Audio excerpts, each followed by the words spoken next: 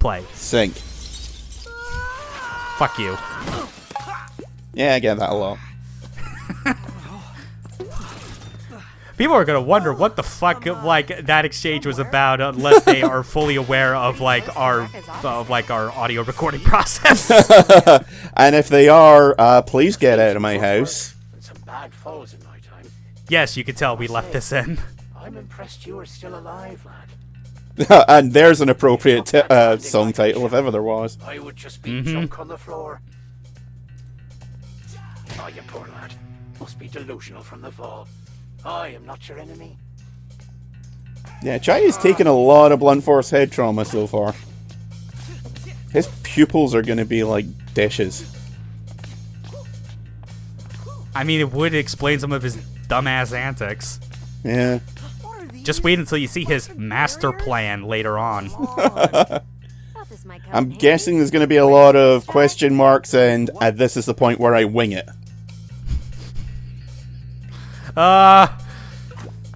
More or less. Yeah. Man after my own heart. Well, more like it still goes wrong, but that's where the fuck it, we'll wing it comes in after.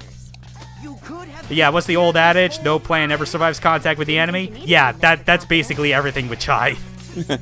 Yeah, that's why you have no plan. Enemy will never see it coming.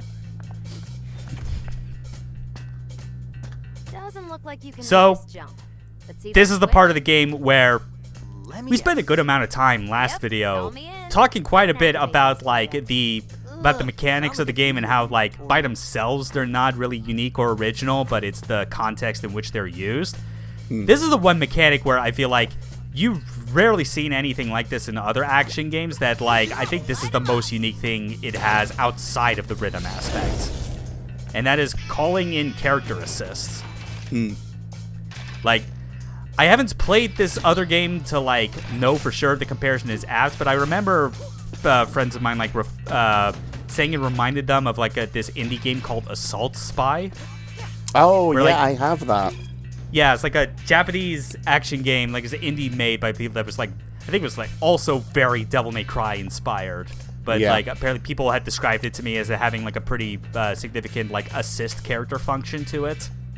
Yeah, it's... Granted, I didn't play much of it, because it is very much a kind of Me Too kind of game, you know? Like, I Yeah. want to be Devil May Cry like the big boys. What is there is decent. Like, if you are really desperate for that kind of game, then absolutely. But yeah, there is kind of a... I wouldn't say a focus, but it is used quite heavily. Just like, mid-combo, you'll call in another character to help out. Get some extra hits or freeze the enemy or whatever. Yeah. So like this game absolutely does that, and like Peppermint's our first assist. As you might imagine, as the game goes on, we will eventually come across more characters that will be added to like our rotating list of assist characters, and they all have different functions. Obviously, we see it now for the purpose that it's used primarily for like, you know, Peppermint in non-combat situations is to shoot switches that are out of reach.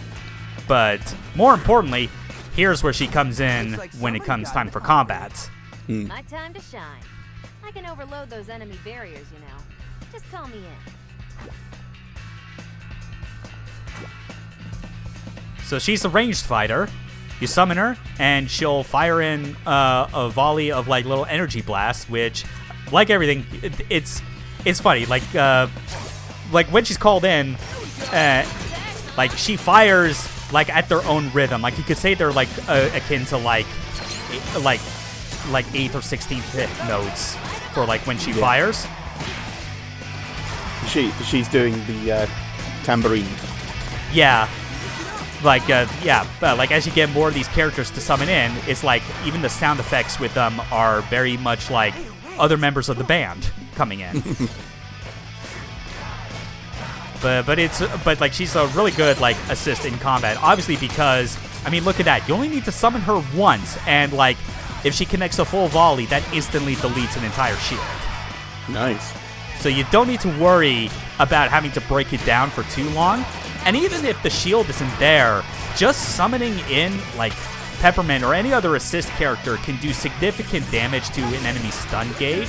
So that kind of gets back to what I was talking about, where like you don't have to spend a lot of time on that stun gauge trying to fill it up to the point where it feels like it's the whole game. You know, it's not like other like action RPGs or something, like, you know, it's not a Sekiro where you need to like where like that stagger gauge is basically the health gauge. Yeah. Also, notice that the assist gauge really recharges quickly. That's a very nice touch. Yeah, the recharge rate does change depending on the type of action that they're used for, but those are like those are abilities that you have to buy to use them. Yeah. But it doesn't And I'm seem guessing like those are like Wasn't useful to the have as operator. opposed to you need this to progress. Yeah, like the game, it gives you like the basic assist functionality as it is, because like there isn't anything that requires it. It's mostly stuff where it's like, say, instead of hitting any of the attack buttons to do a beat hit, when the circles overlap, you press the assist button and you get a special assist attack. It does factor into something that you do want to have if you want to fill out all the Wall of Fame achievements, because it leads to specific types of combos. And it seems like someone has altered your But identity. yeah, it's like when you start mixing those in, that's when the combos start to get especially lengthy on your end. You can get like some really high hit counts on them. Well, it seems very useful. You can pull this, Peppermint, being into battle to help with combos. I love the running gag whenever Spitch talks, that like it does like the fucking automated call center thing of like like reading out names or like interchangeable terms or topics in like very deadpan robotic voice. Bit out of you. I am going to murder you at the earliest opportunity. Just take care of yourself, keep hydrated, and watch that partner Yeah. page so you know when you're ready. And yes, the with the recharge on like partners, you'll see it like once we start getting more characters added, but every partner has their own individual recharge. So you don't have to worry about being like, oh, you use one partner assist, now you have to wait until you can use like another. It's like, no, you could like rapid fire pull out all of your assists back to back to back if you want. And I'm guessing there's some Wall of Fame stuff for beating an entire encounter just using partners. There isn't. Oh, I think that's 'cause surprising. I'm pretty sure that would be even too monotonous, because like they're not designed to like lay on like huge amounts of damage unless it's something where it's like, because if you want to do the special partner attacks that are used in place of beat hits, you know, Chai still has to do the attacks beforehand. So the idea of just hang back and hit the assist button over and over until they take care of it, it's like, yeah, you could probably do it. It would take for fucking ever though. Ah, okay. Yeah. Kind of surprising, I have to say. Yeah. Also, with how Peppermint's, like attack style is supposed to be, I know I may mention how I kind of wish that there was like a dedicated like long range attack option for Chai, but I can see why they probably opted out of that, because Peppermint kind of already fills that void when you summon her. Yeah. Like, she doesn't need to be up close in order to deal damage. It's just she'll, like, if you have basically, like, if there's a high priority target, she will go for it, you know? Which, in this case, obviously the high priority target is if there is an enemy with a shield, she'll go for it. No, that is really good, because we've all played... Oh, look who's back. It's that sunbathing asshole. Let's go. Yeah, we've all played those kind of... You aim, I shoot. So it's on you. yeah, Nice, I'm on her deflecting side the for blame. this one. Yeah, we've all played those action games where it's like, yep, this attack will go nowhere near the enemy that's causing you the most trouble at this precise moment. Good Yeah. luck with that.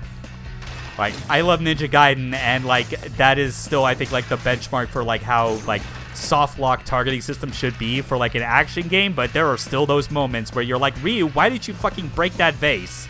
The enemy's right there. What the fuck are you doing? Like, Didn't don't. like the feng shui of the room. It's like, don't do an ultimate attack towards the treasure chest. What are you doing?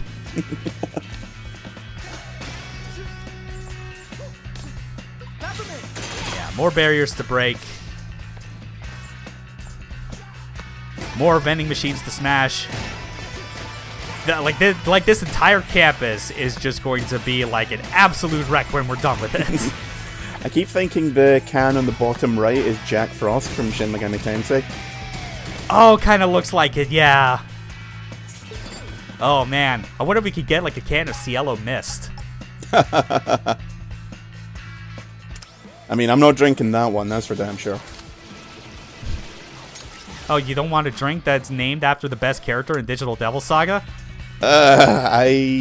He annoyed me, and I was super put off him after his weaknesses in the first game. Oh yeah, that's right. His fucking ailment weakness in the first game sucked. Yeah, but I mean, I was thinking more the context of Digital Devil Saga 2, where I guess they overcompensated on that. And he wound up being the most important character for the super bosses, yeah. Yeah, he was fucking awesome. Even his cutscenes were great. Except for that one in the first game where he starts dancing, talking about his Jamaican rhythm, and I was like, okay, enough of that. Yeah.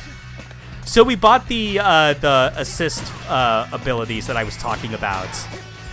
That are like, you know, one's for when you do like basically for when you do like those, when you call in the assist in place of a beat hit. You get like those special attacks that, in the case of Peppermint, are always designed to launch enemies into the air or keep them airborne. Oh, That's nice. another important thing to keep in mind when we get to future assist characters, is that their assist beat hits will also produce like different results. Like some assist like beat hits will result in sending an enemy back to the ground, for instance. So there's more reason to constantly switch up your assist characters during a combo based on where you want the enemy to go. You can see what I was getting at, where like this is basically like the most standout feature of the game outside of the rhythm aspect. Also, I just realized when he's opening the chest, it's almost like the animation in Kingdom Hearts. Oh, a little. I'm trying to remember like which one in specific it is. I think it was in the second one, and possibly the third one. I kind of repressed most of the memories of that game. He does this really ornate swishy thing and then taps it. Oh yeah, that's right. First one, that's only the big chest, so regular ones just went tap tap and it opened.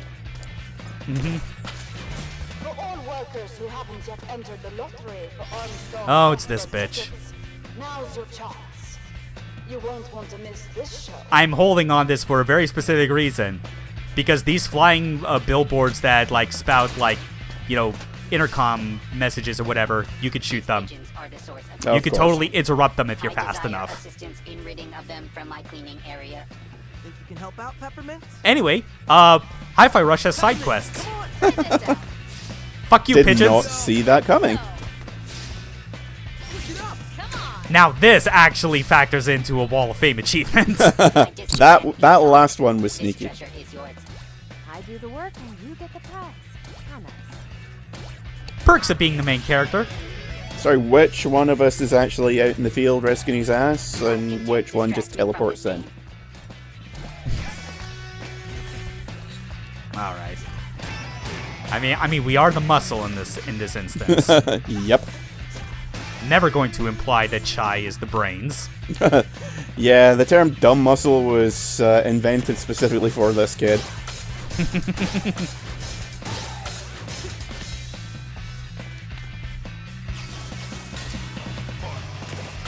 That's the one thing that I will say, kind of getting back to... It's funny how I mentioned like the whole thing with like lock-on systems and like target prioritization. It really is fucking difficult at times getting like the wire magnet grab to actually go to the enemy you want sometimes. Yeah. Especially when it's like trying to get it to differentiate like between grounded enemies and flying ones, which is why you saw what I did there, where it's like I basically had to angle the camera and jump to guarantee like at the best opportunity that it will go for those little flying enemies and take care of them first. Oh yeah, and the rhythm beat hit instantly deletes shields. Nice. So, yeah, this game is good about one thing, of avoiding the DMC reboot problem of being unnecessarily strict with its color coding bullshit and being like, no, there's more than one way to skin a cat. Yeah. Even though that is technically not true in medical terms, and that medical students, I think, are actually taught one specific way. Whatever. Figure of speech. The version of it I always heard was from the nose down with pliers or from the rear up with scalpels. I don't know if that was a joke. I pray to God it was. Could have been either. I mean, it could have been real, and then it became a joke when, like, medical practices updated to be like, actually, this is super wrong. Kind of like how there was that makes us monsters. Did you realize that? Yeah, I don't know. Things always change. I feel like there was always, like, I can't tell if I'm imagining this or not, but I always feel like that there was, like, some back and forth between, like, medical officials as far as, like, whether or not mouth-to-mouth was an effective CPR practice or not. I feel like there was a point where they went, it actually isn't, and then went back to, no, it actually is good sometimes. Yeah, the general... I used to have a first aid certificate, like, 15 odd years ago. But from what I understand, these days, they don't actually teach you, like, mouth-to-mouth.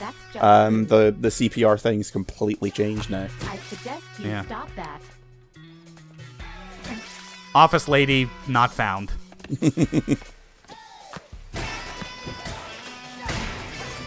Nice little calm area to vent out our frustrations in before we have a talk with the boss lady. Her motivational posters are very forthright. Rekka prefers to not beat around the bush. I mean, why fuck around if you don't have to? Yeah. I mean, props to her for her honesty, even if she is constantly threatening to break your back in 6 different ways. But you know, for like the first 2 or 3 seconds, you'd be like, this feels amazing. Ow, my spine. Like the worst chiropractor ever. You mean every chiropractor? Fair. Oh, unrequited Well, love. I mean, there's still a sliding scale within that category of worst. I stay here, the stranger I may seem. I must make I mean, yeah, I guess we are grading on a curve from terrible to literally the worst. Literally criminal practice. I've still no idea how, like, my parents or even my sister, like, are like, yeah, they go to a chiropractor, and I'm like, how are you not ruined? How have you not had all the strokes?